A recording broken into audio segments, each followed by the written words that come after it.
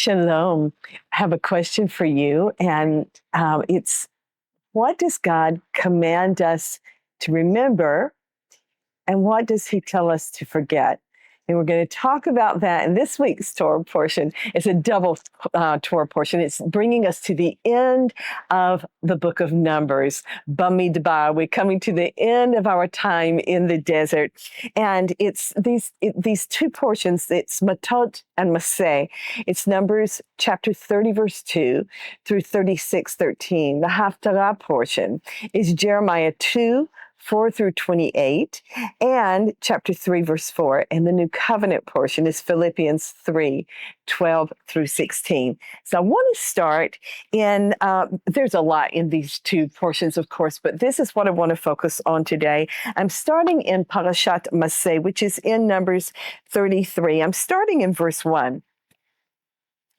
These are the journeys of the sons of Israel by which they came out from the land of Egypt, by their armies, under the leadership of Moses and Aaron. Moses recorded their starting places according to their journeys by the command of the Lord, and these are their journeys according to their starting places.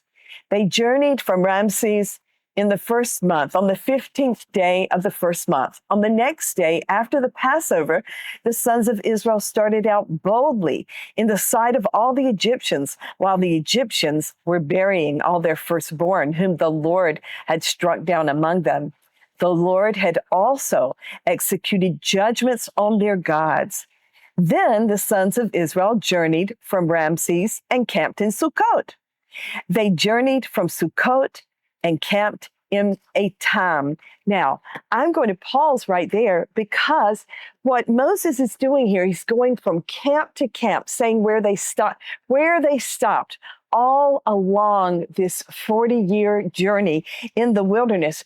There were 42, what you would say, camping stations that Moses mentions in this journey from Egypt to the Promised Land. And I'm going to go to the very last verse that he mentions of one of the camps.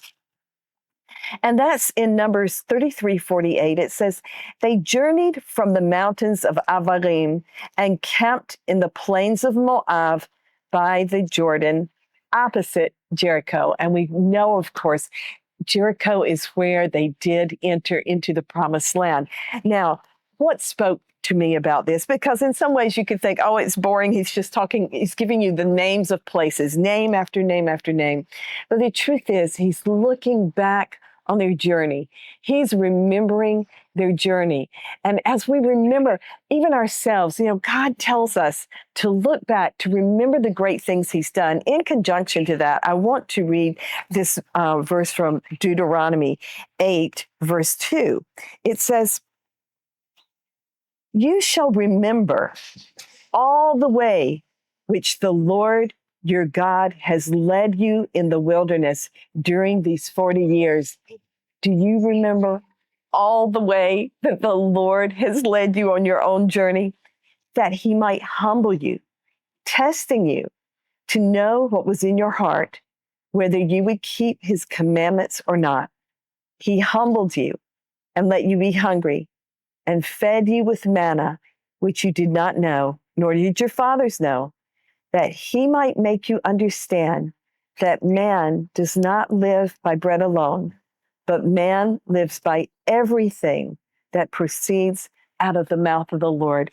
So God is commanding us to look back at the journey, to look back at what he has done for us along the journey, and that in this journey, we would come to understand that the most important thing that there is in this life is every word that comes out of the mouth of the Lord. I want to talk about one more verse about remembering, which is Psalm 78.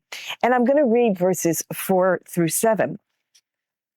We will not conceal them from their children, but tell to the generation to come the praises of the Lord and his strength and his wondrous works that he has done. And also just to say how important that we are constantly telling God's wonders and God's goodness to the generation to come, and to also tell them about the history, what God did all along the way in order to build up the faith of the next generation.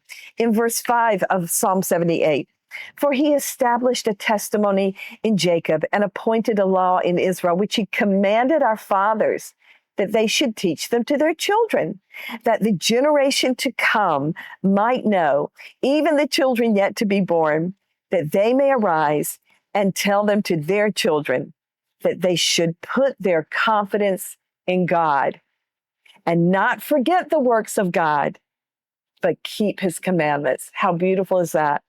That we should put our confidence in God and not forget the works of God, but keep his commandments.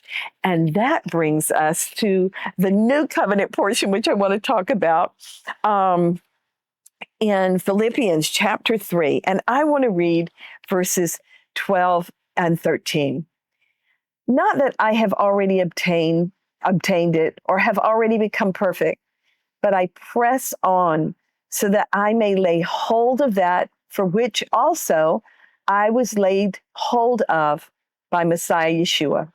Brethren, I do not regard myself as having laid hold of it yet, but one thing I do, forgetting what lies behind and reaching forward to what lies ahead, I press on toward the goal for the prize of the upward call of God in Messiah Yeshua.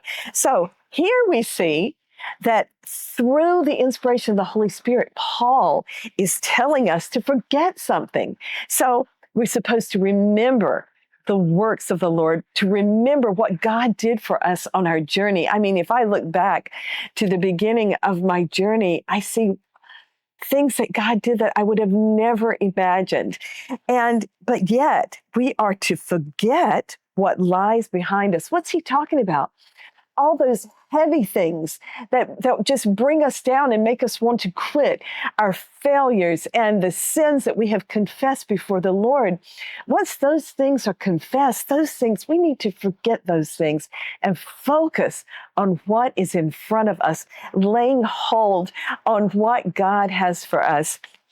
So as we get ready to go through this coming week, I want to just encourage you to be looking back on your journey and looking for God's fingerprints all over your journey. What special things did God do along the way? And as well, forgetting those burdens and those heavy things that would try to get us off in this path. I bless you and I wish you a wonderful day. Shalom.